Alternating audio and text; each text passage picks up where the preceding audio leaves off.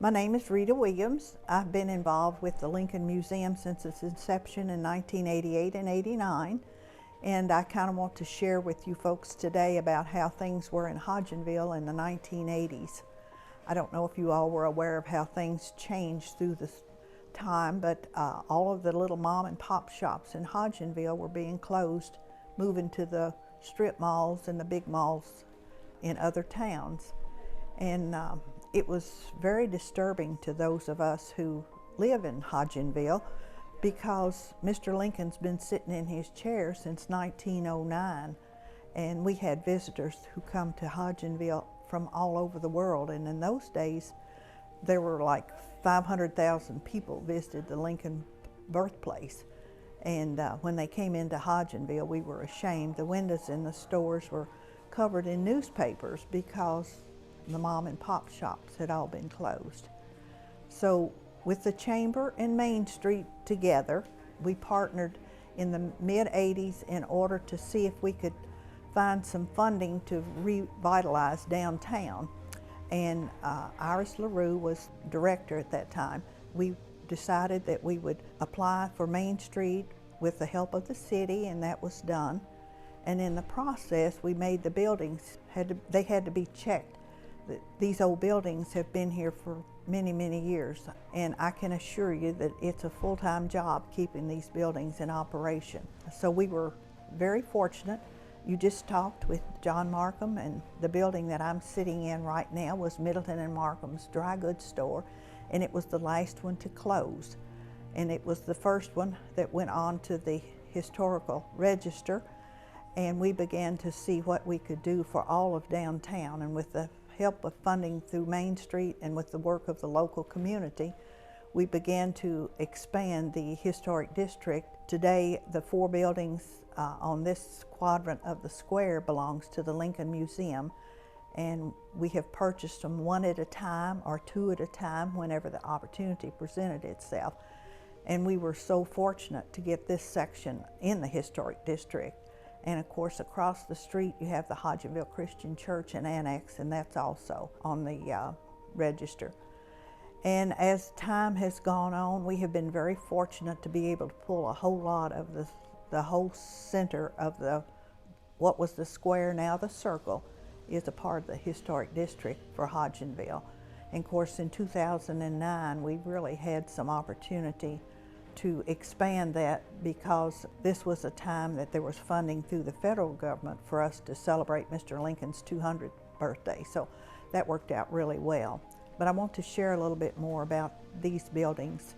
The Middleton Markham building was available when the community voted to have the project of the Lincoln Museum.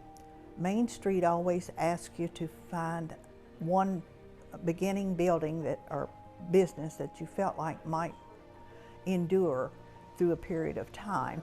And the community voted that we should honor Mr. Lincoln and have a Lincoln Museum. And that's what we decided to do. So today you still see the Lincoln Museum many years later. But we've had the opportunity to purchase the building on the corner here, and it was renovated and opened these 2 buildings to the Lincoln Museum, and then later we were able to buy the 2 buildings to my left or on the far side, so that we have all of this section.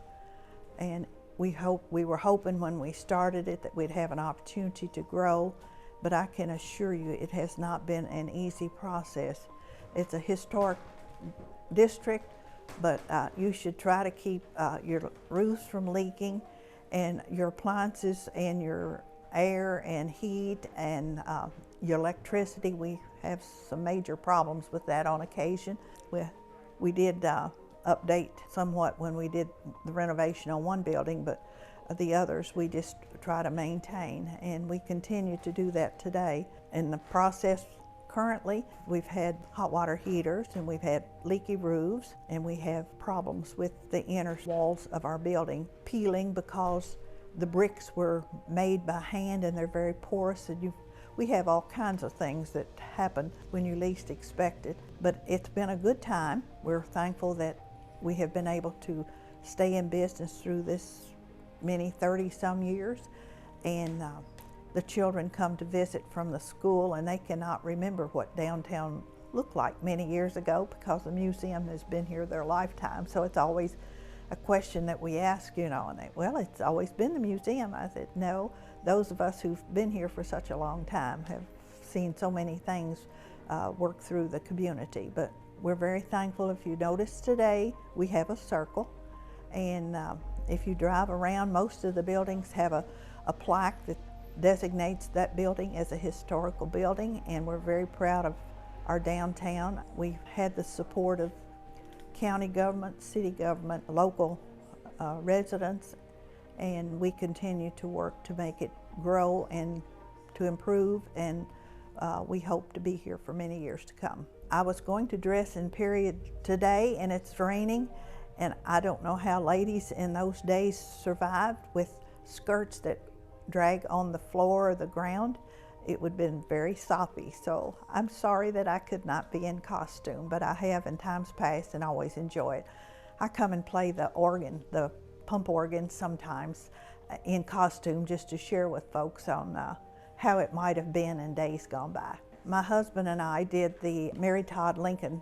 We spent a lot of time going back and forth to Lexington and measuring and trying to get it as accurate as we possibly could, and then when we returned back to put it together, there was up on the ceiling was some kind of tubing that, I don't know, for air conditioner or heat or whatever, so we had to kind of change the dimensions somewhat and try to keep it as near as it was. So I made the curtains to the windows. My husband did the work. But it was good. And we did open on April the 1st, and April Fool's Day, so it was interesting.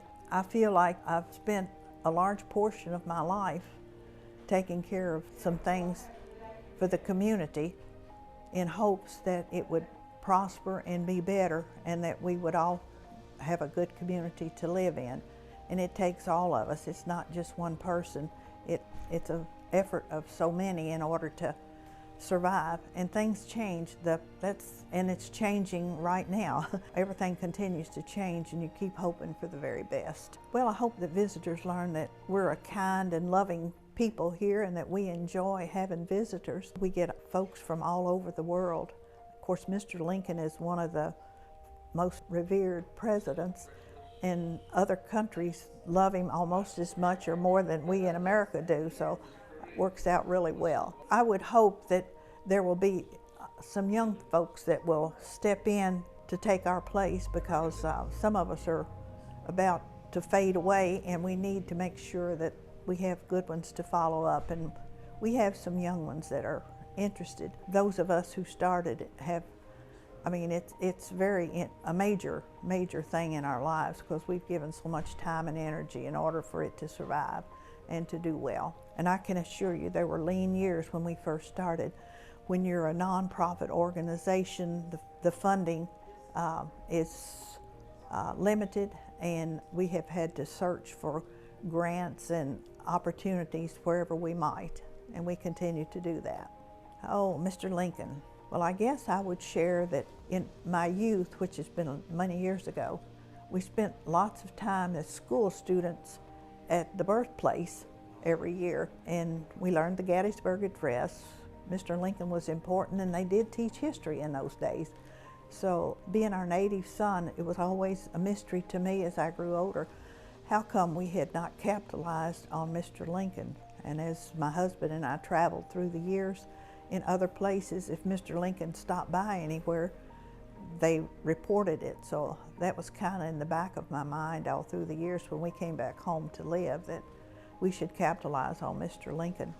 And I think he would be pleased too. He was proud of where he was from, so should we be the same way. The Lincoln Museum is probably the brightest spot on the circle today. It determines how we feel about our community, how the local people came together to make it happen, and how people have been so gracious to support it through the years for us to continue to survive.